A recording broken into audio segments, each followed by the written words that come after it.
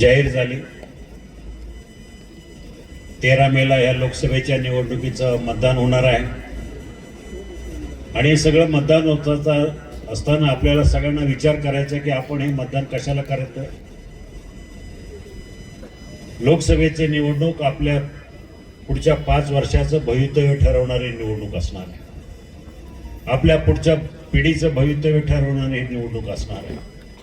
आपला देश पुढच्या 5 वर्षामध्ये आंतरराष्ट्रीय बाजारपेठेमध्ये कसा राहील, भारताची प्रतिष्ठा कशी राहील, किंवा देशामध्ये कायदा सुव्यवस्था कशी राहील, अर्थव्यवस्था आपण जे स्वप्न पाहतोय की ट्रिलियन डॉलरची अर्थव्यवस्था आपलं जे स्वप्न आहे ते पूर्ण करण्यासाठी आपल्याला पुढे जायचं आहे. हे सगळे निर्णय घेताना आपल्याला थोडाफार विचार पण करणं गरजेचं आहे की गेल्या 70 वर्षाच्या कारकिर्दीमध्ये भारतानं केलेली प्रगती वर्सेस गेल्या 10 वर्षामध्ये ह्या देशाच्या पंतप्रधानांनी केलेली प्रगती ही तुमच्या आमच्या दृष्टीने सगळ्यात मोलाची आणि महत्वाची आहे. आणि म्हणून आपला निर्णय घ्यायचा आहे. गेल्या वर्षी आपण ज्याला मतदान केलं तो आपल्या मदतीला धावून आला का? ज्याला आपण निवडून दिलं त्यांनी आपल्या अपेक्षा पूर्ण केल्या का? या सगळ्या विषयाचा सारासार विचार करून आपल्याला मतदान करायचं आहे. आणि म्हणून मला आपल्याला सांगायचं आहे, निवडणुका येतात, निवडणुका जातात, परंतु काही निवडणुका या आता क्रुशियल स्टेजवर असल्यामुळे या देशाचं भवितव्य ठरवणारी निवडणूक आहे.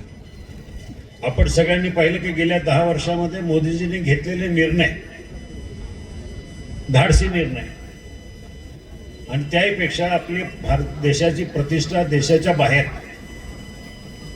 भारतीयांना मिळणारी किंमत, भारतीयांना मिळणारा रिस्पेक्ट हा अतिशय वेगळा आहे, अतिशय महत्वाचा राहिलेला आहे. मी माझ्या व्यापाराच्या निमित्तानं, व्यवसायाच्या निमित्तानं नेहमी प्रदेशात जात असतो. हल्ली जाणं कमी झालं, पण पूर्वी असे काही देश होते आशिया खंडामध्ये, युरोपमध्ये, अमेरिकेमध्ये की भारतीयाकडे एक वेगळ्या संशयित दृष्टीने बघायला जायचं. पैसे आहेत का, याची किंमत आहे का?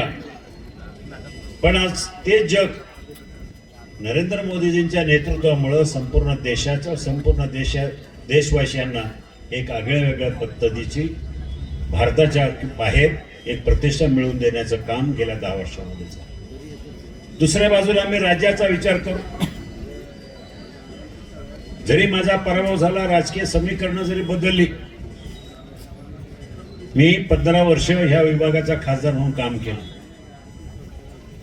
15 वर्ष मी न थकता काम करत राहिलो. पराभव झाला, मी मनाला लावून घेतलं नाही.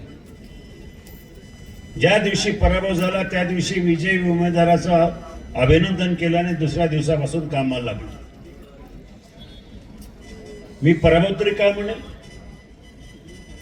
मला हे माझ्या गेल्या इलेक्शनमध्ये 5,78,000 मतं पडली.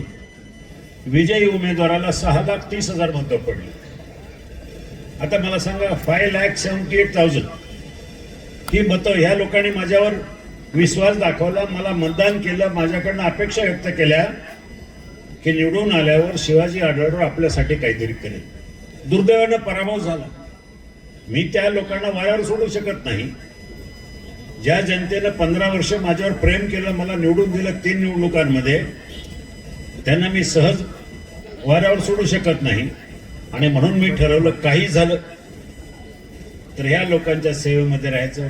कारण 15 वर्ष माझ्यावर प्रेम करत असताना ह्या लोकांना एक आगळं वेगळं नातं जमलं.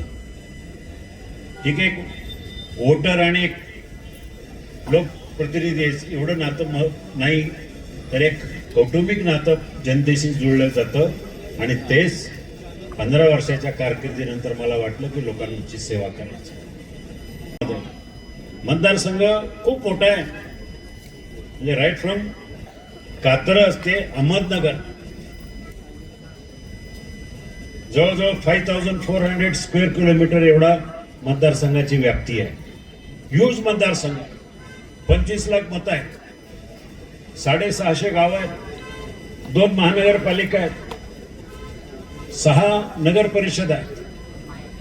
इतक्या मोठ्या मतदारसंघाचं प्रतिनिधित्व करत असताना मी गावागावामध्ये पोहोचलोय. शिरूरच्या प्रत्येक खेड्यामध्ये, वस्तीमध्ये, पाड्यामध्ये पोहोचलो आणि लोकांना मदत करत गेलो. याचं कारण गेल्या 1.5 वर्षापूर्वी या राज्याचे मुख्यमंत्री म्हणून शपथ घेतलेले आदरणीय एकनाथभाई शिंदे यांनी दिलेली ताकद. मला सांगायला आनंद आहे, एका माजी खासदाराला मतदारसंघामध्ये जवळजवळ 1638 कोटी रुपयाचा निधी दिला. 1638 कोटी रुपयाचा मोठ्या प्रमाणात कामं करू शकलो. मग दलित वस्ती योजना असेल, 25-15 असेल, डिस्ट्रिक्ट प्लॅनिंग कमिटी असेल, बजेटची कामं असतील, माध्यमातून आदरणीय मुख्यमंत्र्यांनी मला सहकार्य केलं. त्या माध्यमातून मोठी पाणी योजना करू शकलो. चाकणची पाणी योजना बरंच आहे, 170 कोटी रुपयाची. अगोदर आम्ही 65 कोटी रुपयाची योजना केली, ती गुंडाळली. पण नव्यानं मी नवीन केली तर ती 170 कोटी रुपयाची.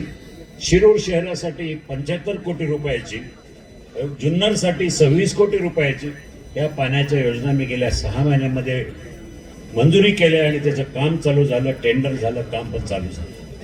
ही सगळी पुण्याई या राज्य सरकारची, ही सगळी पुण्याई एकनाथभाई शिंदे यांनी दिलेल्या विश्वासाची. पुण्याच्या पूर्व भागातील 1938 पासून ग्राहकांना गुणवत्ता व सेवेची हमी असलेले अग्रवाल स्वीट्स म्हणजे नुसती परंपरा नाही तर चोखंदळ खवयांसाठी मेजवानी आहे. स्वर्गीय मुन्नालाल अग्रवाल यांच्या प्रदीर्घ वारसा सांभाळत अग्रवाल कुटुंबियांनी स्वीट्समध्ये ग्राहकांची गरज ओळखून अस्सल तुपातील पदार्थ आणि तत्पर सेवेचा वारसा जपत फूड क्षेत्रात नावलौकिक मिळवला आहे. हडपसर, गाडीतळ व आकाशवाणी रविदर्शन येथील अग्रवाल स्वीट्सच्या शाखेला नक्की भेट द्या.